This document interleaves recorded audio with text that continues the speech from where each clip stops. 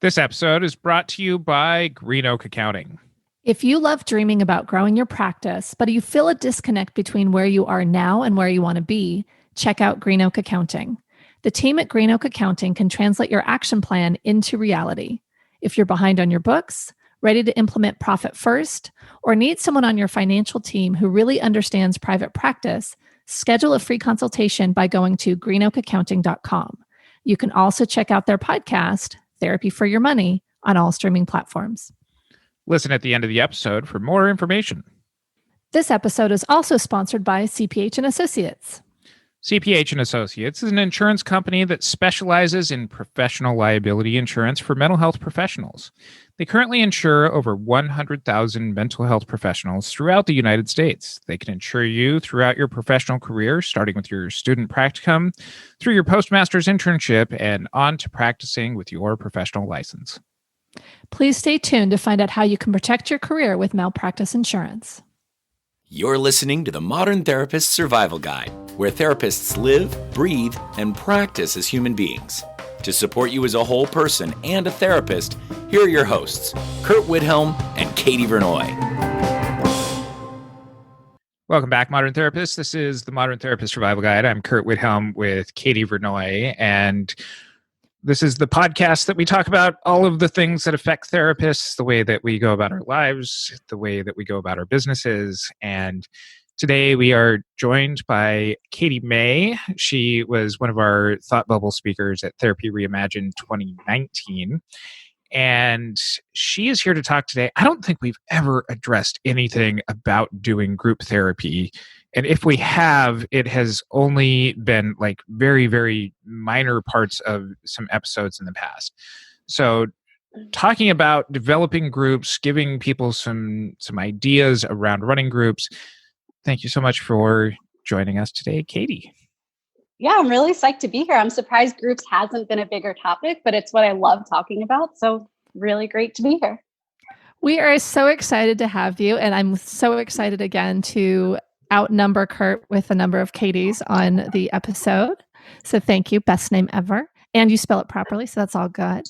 Obviously. So if you're a therapist named Curt, we desperately need you to come on to the show. I don't care what we talk about, but we got to start balancing these scales out here a little bit. I know we've had so many episodes with Katies or Kates or Kates and Katies, and it's, there we go. Anyway, so what we always start with is, who are you and what are you putting out into the world? Yeah, so I am Katie K. May. I am a therapist. I specialize in working with teams and have a group practice of 12 other therapists. And the foundation of our practice is in running groups. That's how I built my business. And so I also teach other therapists to market, build, and run groups in private practice. So we have moved this question up earlier in our episodes as really kind of a learning point. So we're not here to shame anybody as far as the answers to these questions goes. But traditionally, we have always asked at some point during the episode, what do therapists get wrong about? And whatever that day's topic is. So in kind of a learning opportunity for our listeners and not necessarily having to make some of the same mistakes, what do therapists typically get wrong about groups? I have a few answers to that, as I do with most things. I would say in terms of filling groups, what therapists get wrong is waiting too long. So the typical thing that I see happen is that they will have a few people interested and have them like on a waiting list or waiting until they get more people, let's say like 6, 7, 8 people interested in what they think is starting a full group. And by the time they've gotten the second half of the people, the first half have lost the urgency or the motivation or the intention to join a group.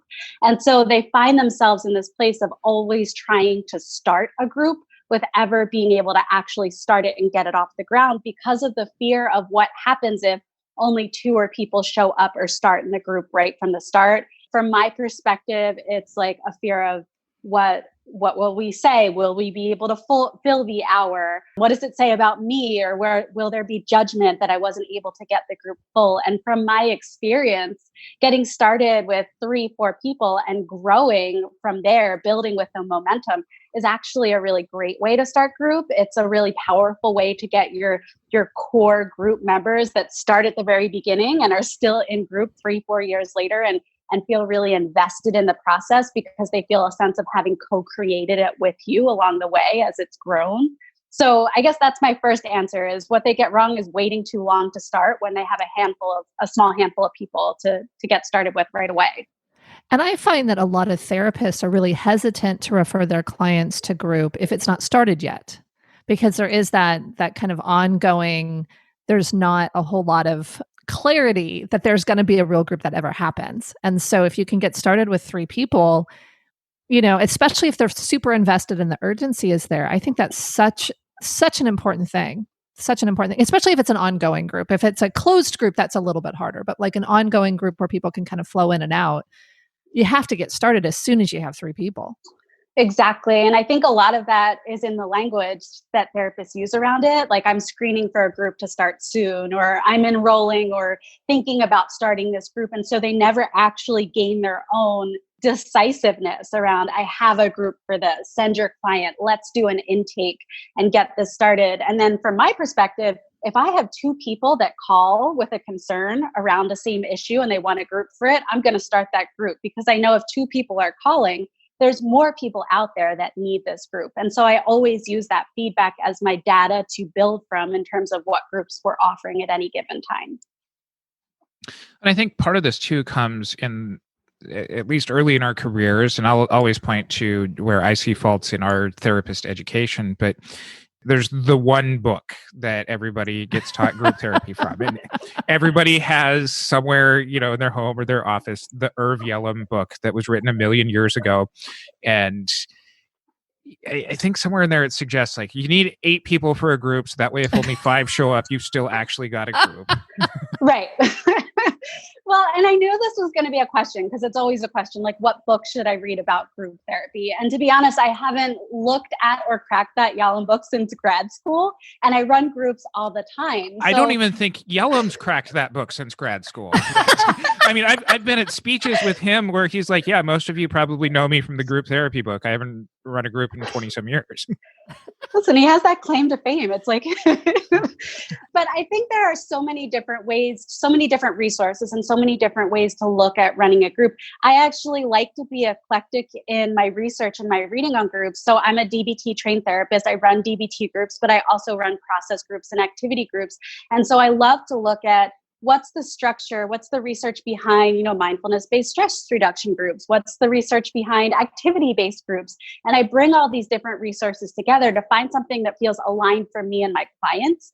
Oftentimes I see on social media or in other places that therapists are asking, like, what's the best curriculum to use for groups? And the answer is always like, what's the best thing for your clients? What's the evidence-based group for the client population you serve? Like, what are they experiencing and what would be helpful for them? So I don't think there's one book that addresses that. I think it's knowing your clients, knowing your niche, and then looking at the resources that support research behind that population. Yeah, I know when I've done groups, it's been helpful to have some sort of a curriculum as a backstop, but I think I love what you're saying about being really responsive to the people in the group.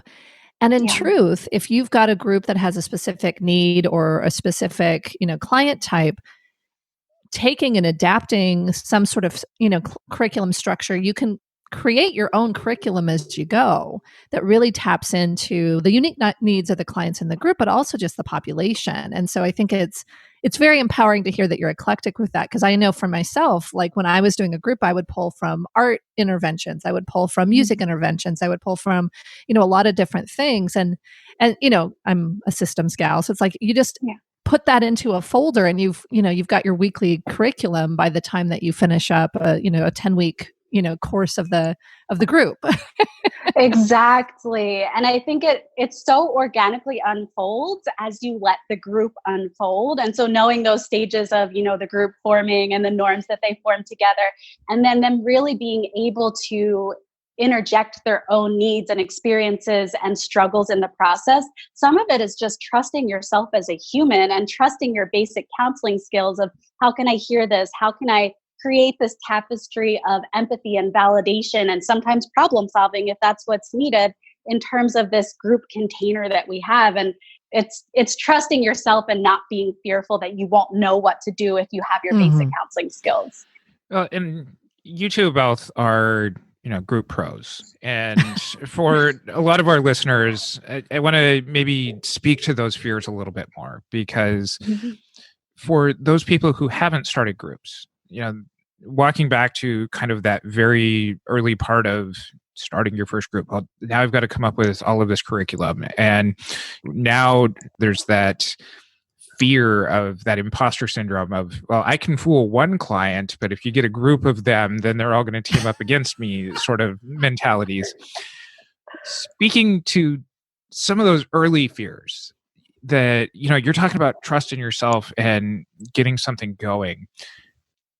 What should therapists do to bridge that anxiety from, I've got an idea, or I want to put these two clients together to be able to work on something, and getting those wheels in motion? Are you saying in terms of getting them in the room and getting that group full, or what do I do once they're there? Getting over yourself to actually get going. Because so the mindset to start a group, is that what you're saying? The mindset to start a group, because to listen to the two of you, this is, it's just easy. Like, you put a couple clients in the room, you have a couple of handouts in case they don't start talking, and everything just kind of just flows.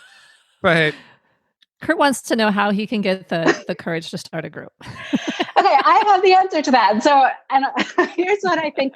With almost anything that I do with clients individually or in group, it always links back to their goals and the reason that they're seeking support. And so when I'm conceptualizing a group and then thinking about what clients are a good fit for that group, because I always start with my current clients before I even market, outside of that in the community. It's what clients do I have or do I know would benefit from this group?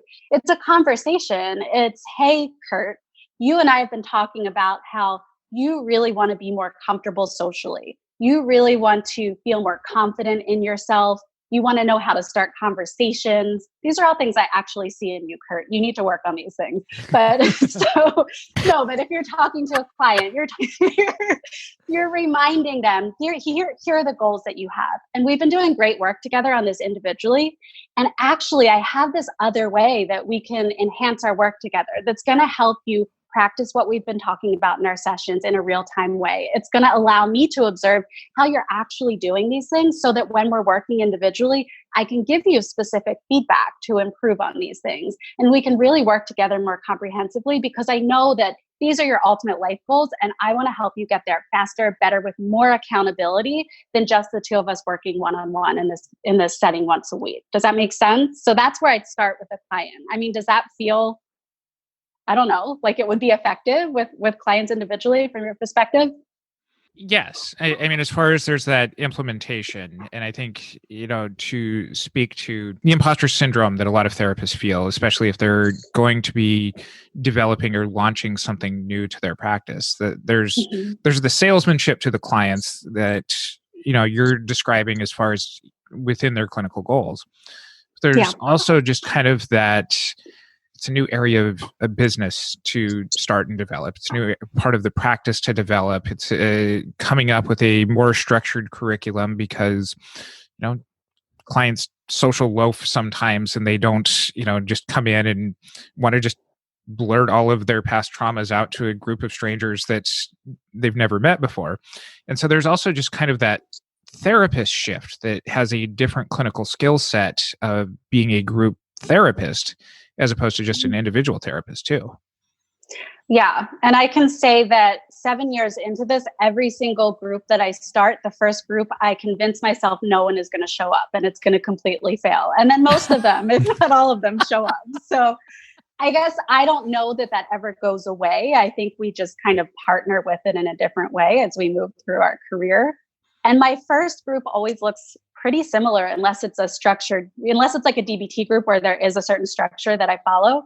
My first group of my process groups are always, introduction, some kind of icebreaker, group agreements. Here are the things that I see as important for us to feel safe as a group. What else would you add to that?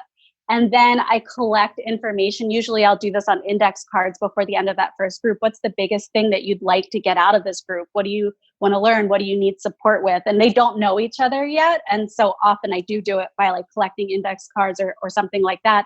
And that helps me guide if I'm doing any kind of psychoed or if I'm doing any kind of structured activities.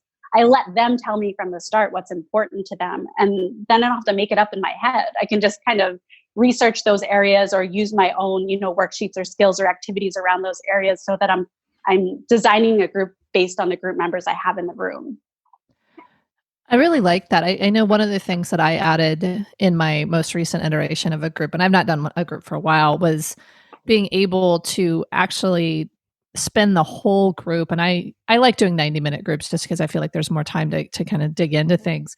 And I did a values exercise because my thought process was the group agreements and the way that we approach confidentiality and respect and all the, kind of the safety elements of being in a group really come from people's values. And so it was, a values exercise and talking through what are the values that we want to have show up in this group and how do you want to have that. And I think that may be the difference between doing, adult women who are very, intellectualized versus teens, right? Yes. But it's something where even kind of having some structure to the initial meetings that allow for even more of a surface kind of conversation that brings himself into the room, I think can be very helpful for that process, especially if you actively are trying to get them to talk to each other. And I think that's the thing that I think, especially we're marriage and family therapists. Are you a counselor? I'm LPC. Yeah. LPC. Yeah. So for us, we're theoretically trained in family therapy, and there's a lot in group therapy that I think speaks to that same family therapy where you start with them trying to encourage them to talk to each other. You start really trying to help them open up in ways that feel safe in the room.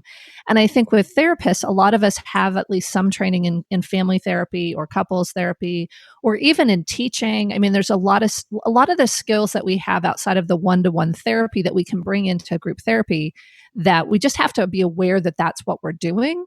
Versus, okay, I've got to start a group and now there's going to be these individuals looking at me and what do I do about that? It's kind of like, well, how do I get people to talk to each other? How do I train people to talk to each other? That's kind of the beginning process is getting that going. I think one of the mistakes, and this is in the Widhalm book, but one of the mistakes that often happens is that kind of spoken wheel where people are all just only talking to the therapist. And so it becomes this thing where what I did with my values exercise to kind of close out that loop, what I do is have each of the members interview the rest of the group on that value and choosing one member for each of the questions that we put together on. So like, for example, respect. And so what are the questions that we should do to really interrogate the value of respect? And so we get the same number of questions as there are group members. And then I pass them out and each group member interviews the rest of the group and takes notes. And so it starts this kind of this cohesive being able to talk to each other that I think can be really powerful, especially in process groups. I love that idea, one of the values, and pulling that out of your group members right from the start. I agree with you that for some of my teens, I'd have to teach them what a value is before I could pull the values out of them. But yeah, this idea of shared activities that they work on together is something that I see a lot of value in as well. I do different activities, but with a similar intention behind them. One of them is that all of the teens have to make a picture together. I don't tell them what it is, and each of them can only use one color. And so at the end, yes. Awesome. So we're looking at it together and I'm saying like, okay, Jenny, there's a ton of purple on this page. Like you're very active in this. And we can talk about what that looks like socially for Jenny versus Johnny, who only has a little tiny corner over here. Is he usually kind of a wallflower? Like we talk about some of their roles socially and how that interacts in the group. Oh, it's beautiful.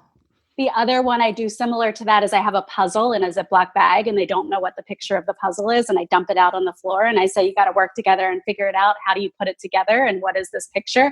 And so that forces them to talk and to problem solve and interact. And we can similarly look at what are some of the social roles that you're bringing into the group. And then how can we, widen this so that we can all support, validate each other, even when some of you feel more vulnerable or nervous to do that. Talk about kind of the interplay there, because part of what seems to be super necessary is that screening process too for a lot of group members, and making sure that, those sound like wonderful interventions as long as somebody in the group isn't just going to be like horrible to everybody else and easily screened out at the beginning. And I have seen some people start some groups in the past with, okay, I just need like one or two more people, and kind of relax their screening standards a little bit, and then regretting it later.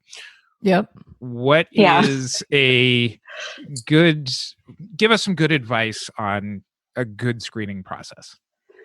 I think it's important right from the start to have your inclusion and exclusion criteria. For me, it's important that everyone who's in group wants to be in group. Again, I work with teens, so no forced teens by their parents. Everyone has to verbally and willingly commit to group. No physical or verbal aggression. Nobody that right from the start is exhibiting any kind of hate speech or really rigid ideas about what makes people good or bad in a way that could be inflammatory in the group, because that can become very dangerous. They're not ready for a group yet.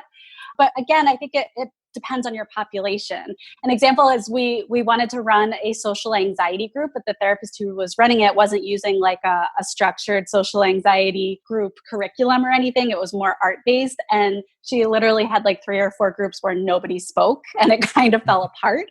And so I think when you're putting a group together, it's also important to think about what are the personalities that mesh well together. You don't want 8 passive people and no one that's willing to be that first person to talk. But you don't want 5 really interactive people with one super passive person who I guess their real world problems are going to be replicated within that group setting and reinforce some of those self-concepts that are unhelpful for them.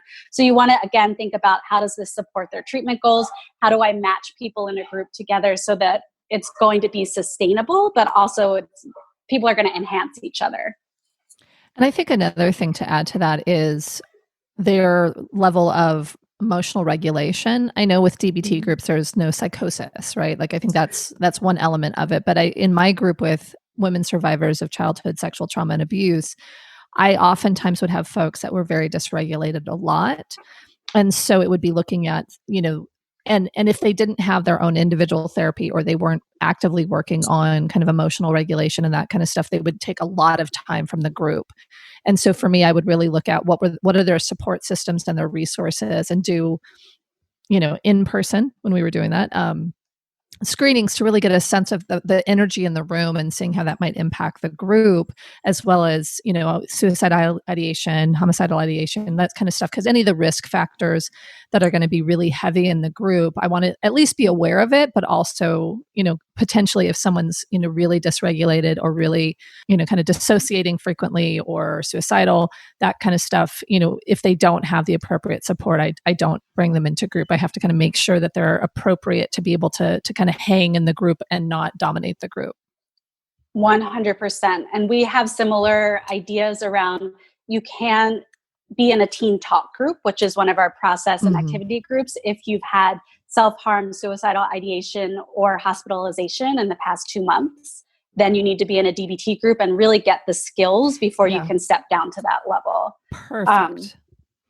And I would also really strongly encourage in-person intake, or individual intake if it can't be in person. Yeah, but if you're doing online. Yes, individual intake before bringing someone into the group. And we always frame that first group as a mutual trial. We're observing you to see if this is the right setting for you. You're deciding, is this the right setting for me? Because one of the mistakes that I've learned going through this is I've had people come into group and they've really been not a good fit, but then almost feel indignant. Like, what do you mean? You said that I could be in this group. This was the group for me. And so you set yourself up for some of these conflicts that don't need to happen. If you can say, like, first group is a trial, let's make sure it's a good fit. Otherwise, we'll slide you over to this group or refer you out to this group. But, we're not locked in before we, some people can present so differently individually, and then you put them in a setting with their peers and they're a whole different person, and you don't want to set yourself up for that. That's a really good point. I think I've had that happen myself, and I hadn't thought to kind of explicitly say it before the first group.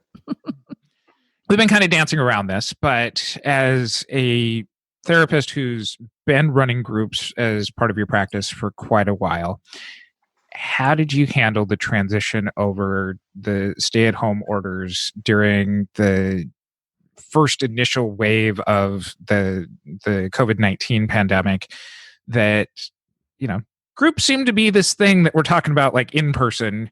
A lot of therapists struggled in moving individual clients over to telehealth. Tell us about your magic. Can I just answer that as like lots of crying and then end it there? Is that?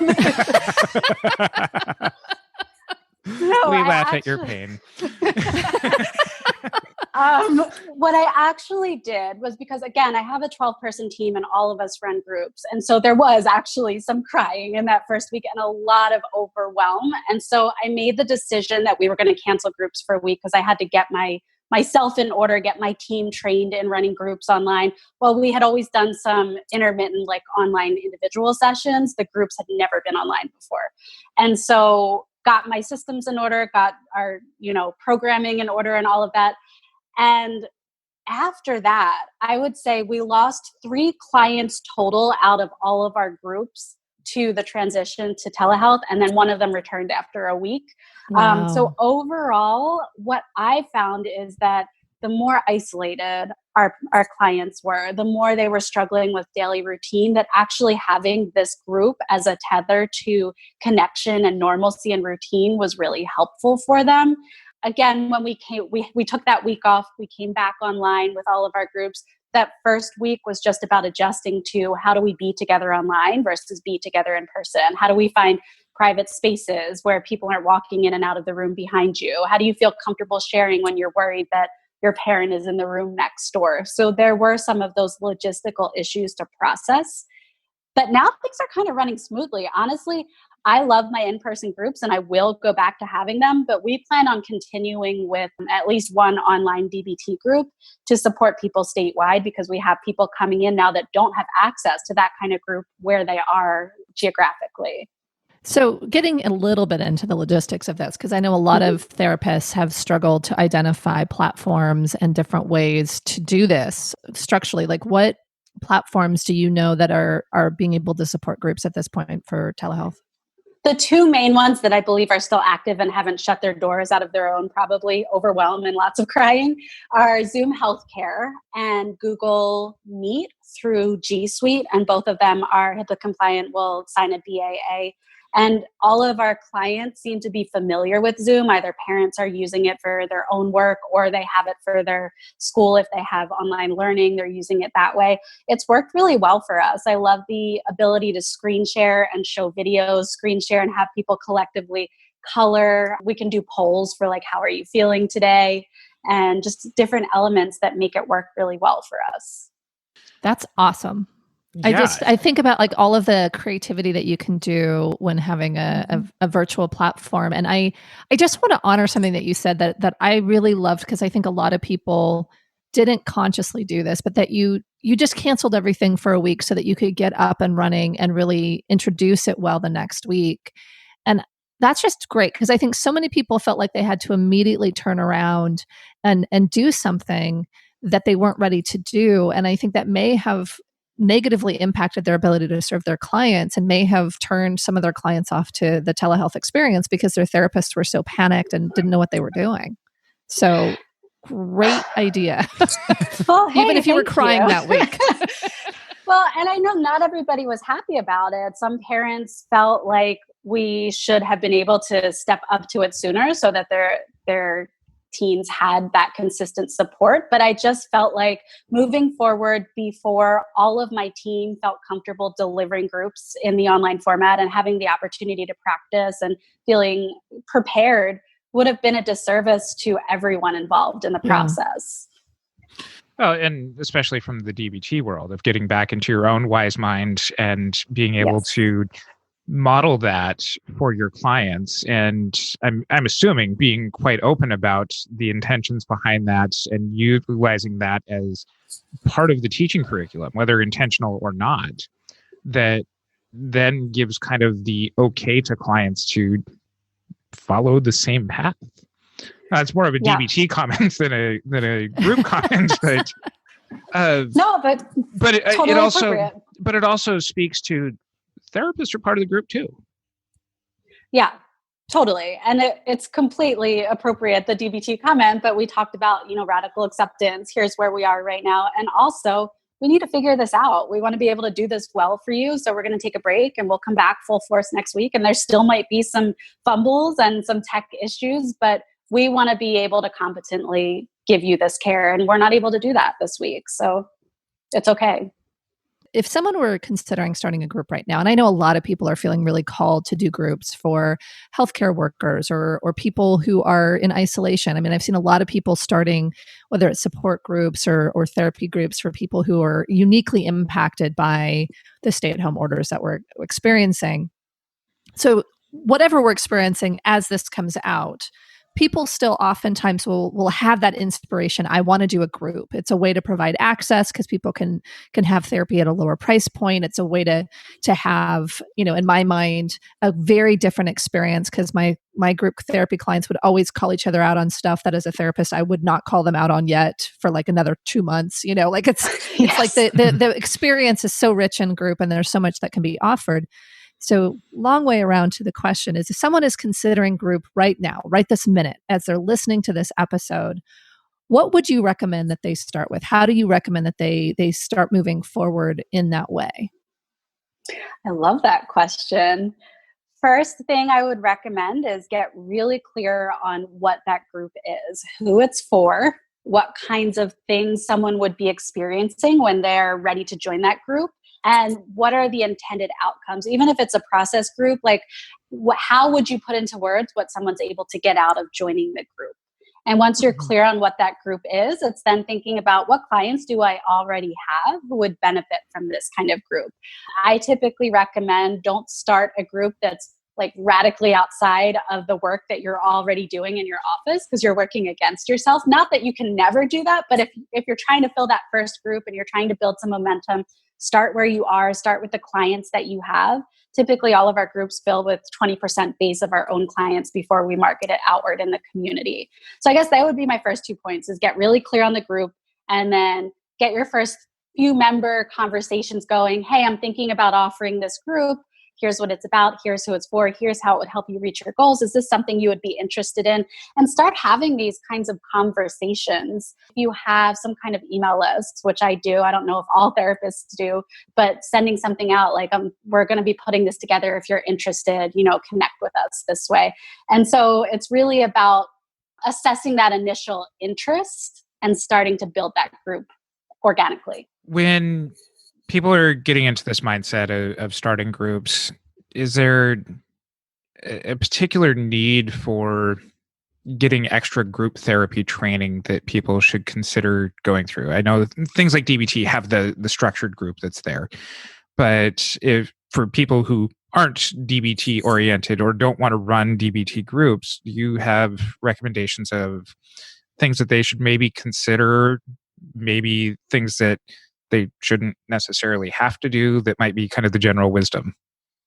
I have maybe an unpopular answer to this to someone who's like a highly trained group therapist, because aside from grad school, I've never had any formal group therapy training except for my LPC supervisor who taught group process classes at a school as well. So for me, it was really throwing myself into the process and getting really good supervision as I went through that process.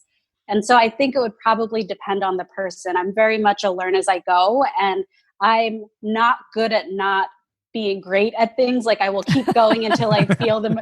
That wasn't meant to be like an egotistical thing. I don't feel good unless I'm putting my all into everything and making sure I'm doing my best in it. So I will always keep going and keep learning until I feel like I've really got this down. So that's the way my process works. I know there are some great people, like Stephanie Dobbin has a course on leading process groups for therapists. That's great. I know there's like a national, I can't think of the word right now, like a group therapy credentialing agency that does something like that. So I know there are resources out there, but I haven't utilized many of them. I've just done my own process.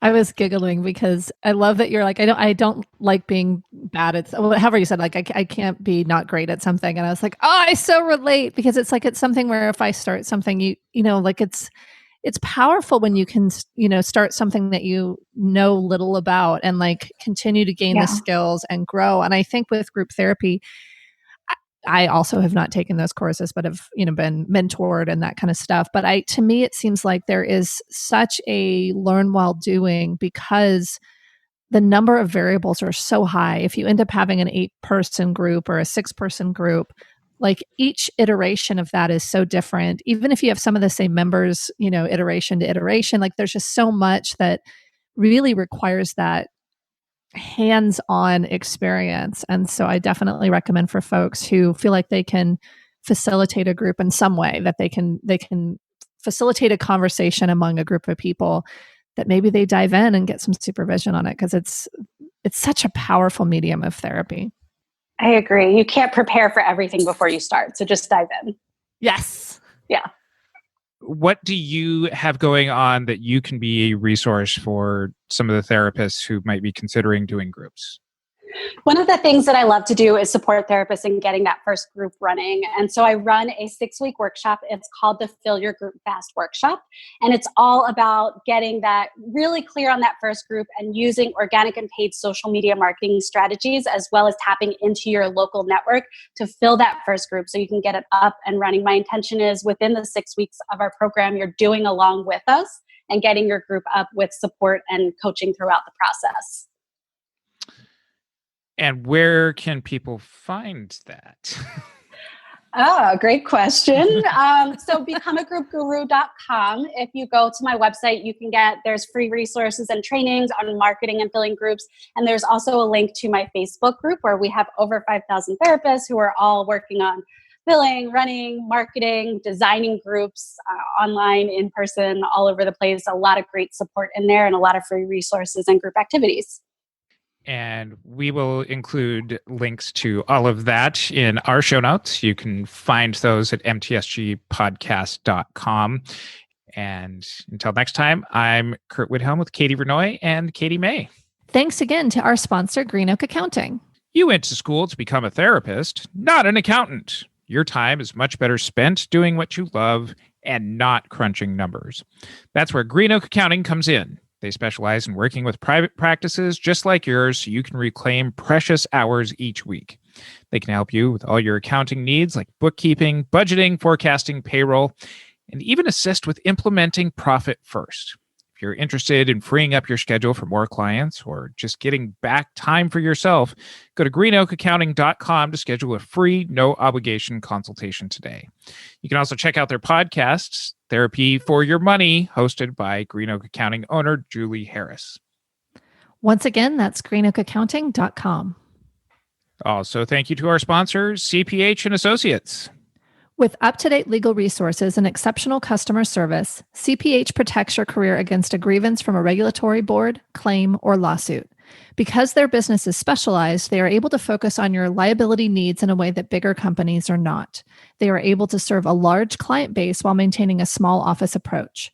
With options to add general liability, cyber liability, and coverage for your LLC or corporation, a policy with CPH is tailored specifically to meet your liability needs.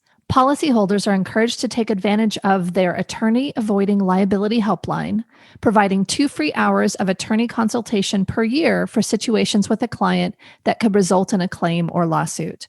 With their online application and renewal process, real-time online policy change capabilities, and knowledgeable customer service, they continue to keep their customers' needs a priority. Get a quote and apply online to receive proof of coverage within minutes at cphins.com. Thank you for listening to the Modern Therapist Survival Guide. Learn more about who we are and what we do at mtsgpodcast.com. You can also join us on Facebook and Twitter. And please don't forget to subscribe so you don't miss any of our episodes.